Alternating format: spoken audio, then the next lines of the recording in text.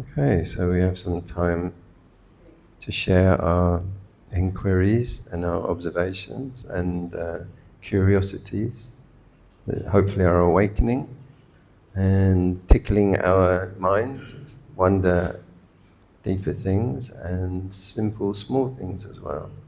See how even those tiniest small things can be a vehicle for a lot of insight and calm.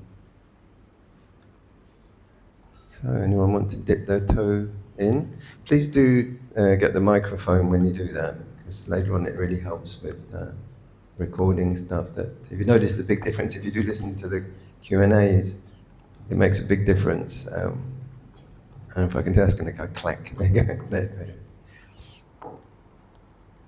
Yeah. So please don't be shy. Or come forward as well, and we'll pass the mic over.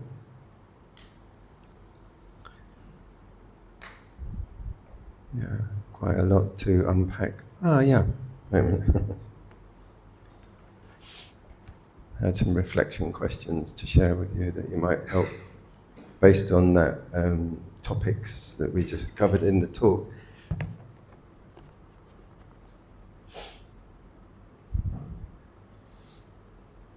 So some kind of things, like the themes in this were like connection versus solitude, identity, judgment was the one in there, like the barefoot thing and the shoes and the guy pointing at my feet and all that.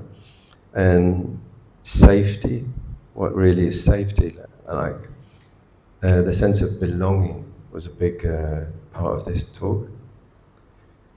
And also that crumpled Coke can feeling, and then like feeling neglected, or feeling as life moves on, we go through various phases of being involved and going on the outskirts of life.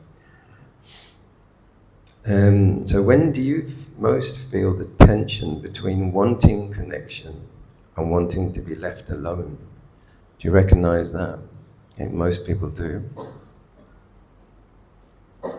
And in social situations, do you tend to move towards people or quietly step back? And what drives that? What do you feel just, no, I want to be left, I like to watch. Or I like to be in amongst people in the middle, not to sort of risk being hovering. Can you recall a moment when you felt like the third person on the edge of a group? And what was happening inside for you around that time? And did you speak up, or did you change it, or did you just hurt and feel painfully on the outside, kind of thing? So those are three sort of reflection questions, just to sort of, particularly when we've been meditating, we're kind of deeply absorbed, just to air those. Those are some of the themes: connection versus solitude. Judgment, our groups, and like the who are you monk, like that sort of judgment thing. The sneer, that was the sneer. That one, it's just one example. It happens all over the world to everybody at some point, where you get looked down on by somebody. It can be siblings or family relatives or in-laws or anything, teachers. But it's not about the safety and belonging part. So anyone like to share? We've all been through a long journey. A lot of you have been through a lot longer journey than mine as well.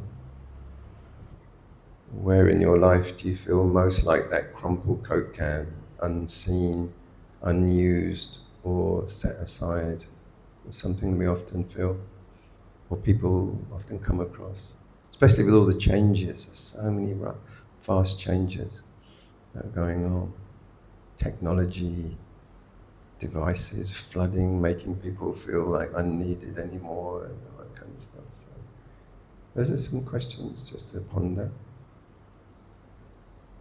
Especially this one was about, do you really look at your things that come into your mind, or just push them aside? That was that, or block them. That's another thing. Anyone like to chip in some thoughts? Grace, or anyone? Chris? Yeah, please.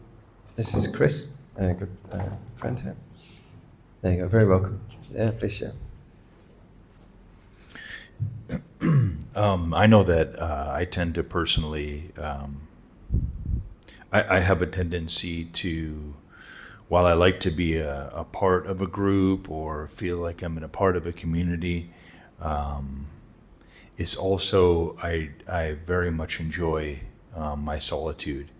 It's easy for me to sit in my own space and maybe the comfort of my own home, and my wife Stephanie, who you guys have met, as often she is the one that drives, certainly in the family, us taking the kids out into the world, or pulling on me to be social. She is a very social person, and while I once I'm in a setting and once I'm in a group or a gathering or a social circumstance, I'm absolutely fine, and you wouldn't necessarily know that I'm not an introvert, I don't think. However, I have to be pulled into a situation often to go out and be social, and so I tend to. I feel like my feet are dipped in both worlds often, because while I can be fairly adept in social settings, I often need a gentle nudge to be put into that social setting. Otherwise, I'm perfectly happy in my own space and in my own home often. I don't know if anybody else experiences that or not, but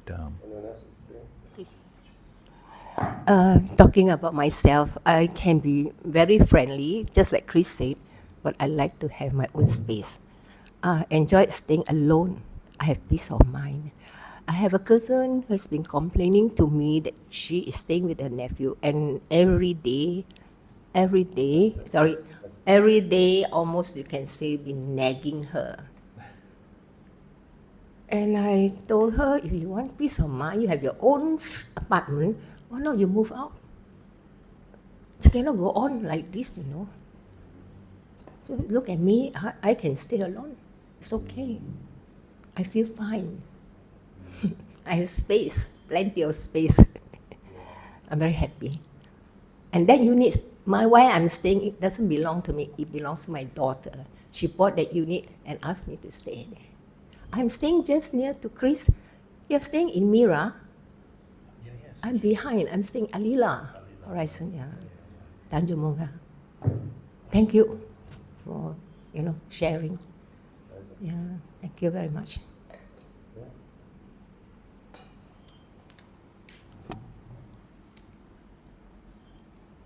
I think, Bante, what you have so far illustrated from your it is very common in us human being, so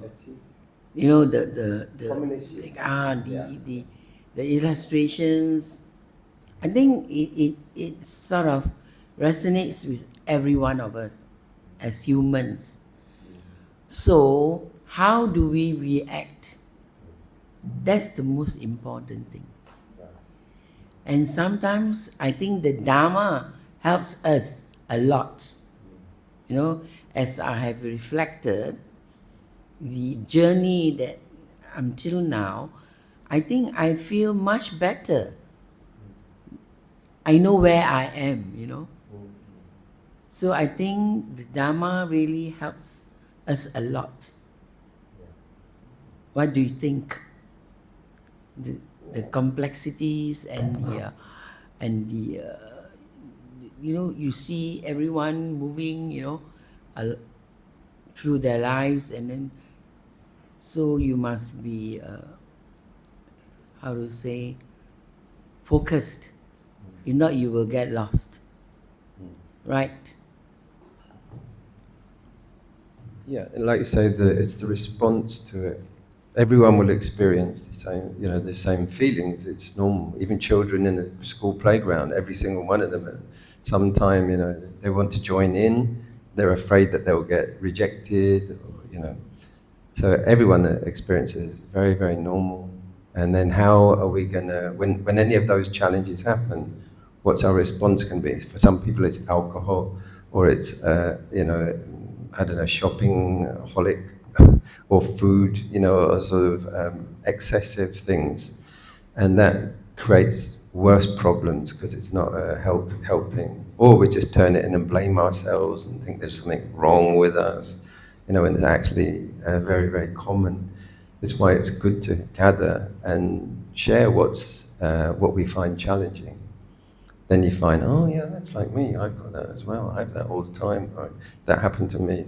When you get that problem, rather than becoming destructive internally and blaming yourself, or, when we can develop that contentment to stay alone, this is really recommended. It's a great value to be able to be alone and use the time either, certainly not destructively, but to use it creatively or to use it calmly. And those skills are very difficult and very, very valuable. And once they're established, then we won't do anything harmful when we're alone, or make ourselves emotionally distressed just by being alone, and develop that sense of contentment. And we can only just by the thinking part, by attaching or feeding thoughts. Yeah, those were really good reflections. Really appreciate that as well. And that seems to be developing. Like when you first moved in, I think you were a bit nervous, and then it had the. Yeah, I remember you called it out in one session. My first time being alone after my loved ones, my husband has passed on. So beginning, I was telling my daughter, I'm feeling lonely, Yeah. Not alone, lonely. But it took me about a month or two, then to get used to it. Even till now, I've been staying there for 1.5 years. I have just say hi to the neighbors, bye, like that. Very small talk, but I don't go and sort of being too friendly. But it's a very good neighborhood, that area. Don't you think so, Chris? Yeah, I think so. Yeah, so far, we've only been here for. Bante, about this connected and solitude, I'm a bit confused in a way. Sometimes, especially when you are in a group of people outing, or maybe we get after exercise or friends, we go out and we sit together. Sometimes if you solitude, you feel like you are so unfriendly. Sometimes you want to be connected, but you feel that people don't welcome you. I have these difficulties, Sometimes I think if you keep silent, you don't talk, then why you join in the group?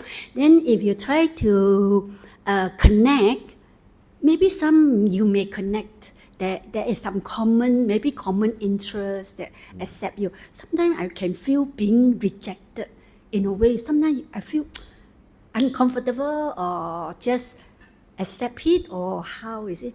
So when you mention this, I do feel this thing happened to me and I didn't realize until you bring up this subject that happen every day, even maybe in the family too, or anybody. Thank you, Bante. That you say how to handle this issue and how we overcome this issue. Bante, thank you. Anyone else? Anyone? And depending also with how parents relate to us, are they actually saying, oh, you really want it, or saying, yeah, you're not really welcome, like we should go away, leave us alone, or that's often the messages that we've picked up. So we also need to develop that sense of it's unnatural what we have to actually do. The nature is to be very much like leave us alone and be private. And we actually have to develop metta, and that helps us to do that. So metta is also you can take me or leave me. That's fine. Like you don't have to always be demanding acceptance and be afraid of rejection. Both is okay. You accept me, you reject me, fine. And to cultivate that attitude so that you're also sending it out into the world. That all people are your brothers and sisters, all people are your mothers and fathers, all people are okay. And if you're radiating out, that will come back to you. But if you're radiating out the us and them, leave us alone, we're, like jealous, sort of possessive love, that's also what will come back. And then you'll have a very small, bitter, pond to be a fish in. And then what we want to be is in the ocean of life. So wherever we go, if it's this neighborhood or that country or another city, that's one of the ideas of all of this sort of travel, is also to keep challenging that and not to get caught into an us group. Like you're not one of us. That's one of the worst things, one of the poisonous things. Even in, like I say, in families, and that can become a tradition. Where the father will say to their kids, you're not our kid, so they reject them out of the group and so on. That's scapegoating. That's very sort of narcissistic. So we're trying to dissolve ego and not to be fussy. I only hang around with clever people. I only hang around with beautiful people. I only hang around with people my own age. All of those should we try to dissolve and to be receptive. So, there's many professions that you need this. You have to be a hotel receptionist or something. You have to be very, very open, or to be working with the police or in a hospital. You can't be fussy. Everyone has to be accepted. My first temple was like that. They would have almost too much of an open door policy. You can't come in everybody. But yeah, in society, we have to work against that vulnerability. It's the same for all people, I think. Some people feel more vulnerable than others, but we have to try to cultivate that open heart, accepting, rather than the contracting and staying bitter and closed and suspicious.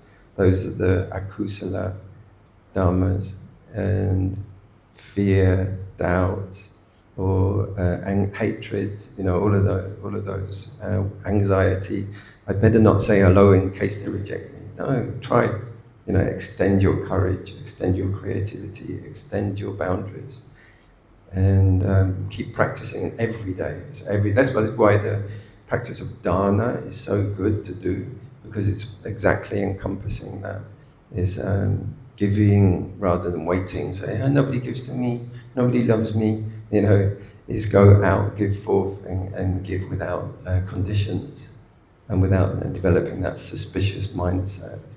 Or that us and them. It's easy to be suspicious of this nation, suspicious of that person, suspicious of that group, or creating division. That's so common, and it comes from the small, bitter mindset, not the golden, warm, open, divine mindset, which is all-inclusive. So we have to be kind of exceptional to be Dharma practitioners. The norm is to act like the dogs. Get out of my house, leave us alone. Go away. That's a kind of baseline, So we have to try to be practicing, supra-mundane, So that's why also charity work is good. Like I said in one of my early talks, is like giving to the poor, giving to the needy, because they require. And that as a practice, as an attitude, gets over that kind of suspicious thing, or, that people often feel. And that comes round as well. If you seem to be someone who's sociable, encouraging sociability, but also not needy, you're okay in your own space, then these two qualities support. You're not going in with a craving mindset. What can I get out of this? It can give to me. What can I give to it? Who can I support? What can I offer?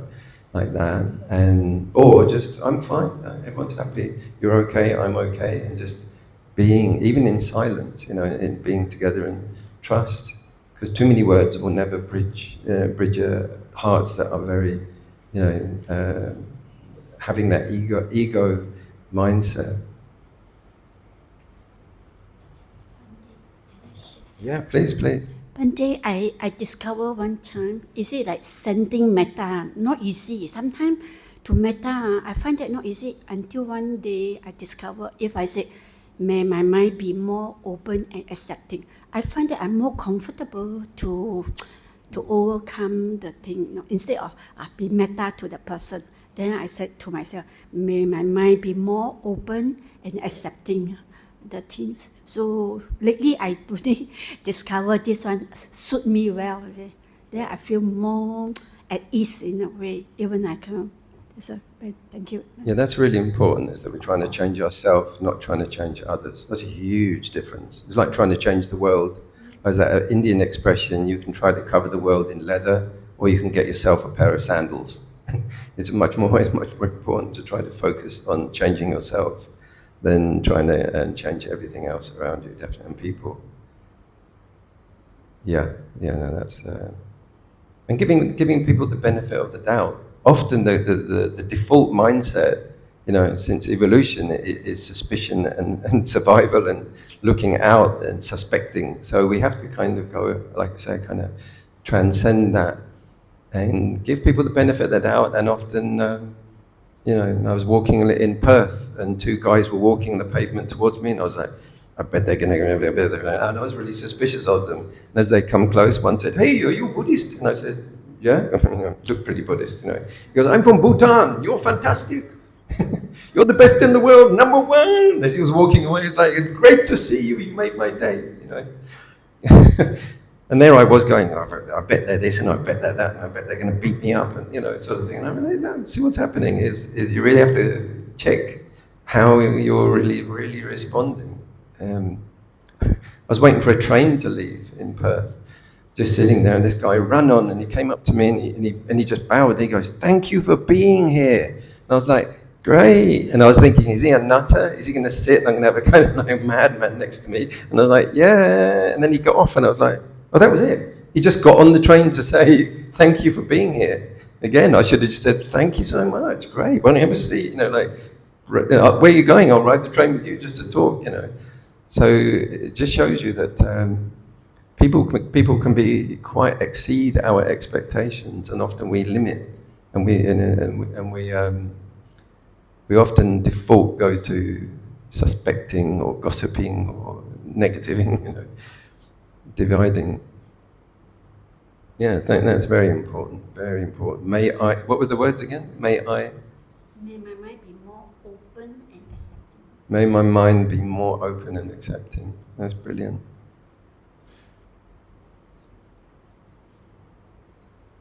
Yeah, and then being mindful of where it's closed and where it's rejecting. If you're mindful of that, then hopefully that can start to open and accept.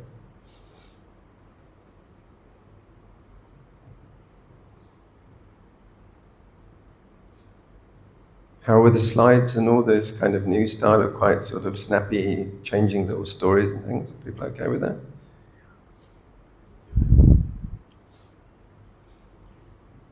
Right, well, it's time to transport ourselves to the crumpled lunch. Nobody's offered Coca-Cola. That wasn't a hint, by the way. I don't really drink Coca-Cola. Yeah, okay, let's B, please. Do you want the... Here we go. Dharma pati patiya Buddhang Pujemi Sabada Himaya Dhammanu Dhamma Pati Patiya Dhammang Pujemi Sabada Himaya Dhammanu Dhamma Pati Patiya Sanghang Pujemi Sabada. Which reminds me, I just realized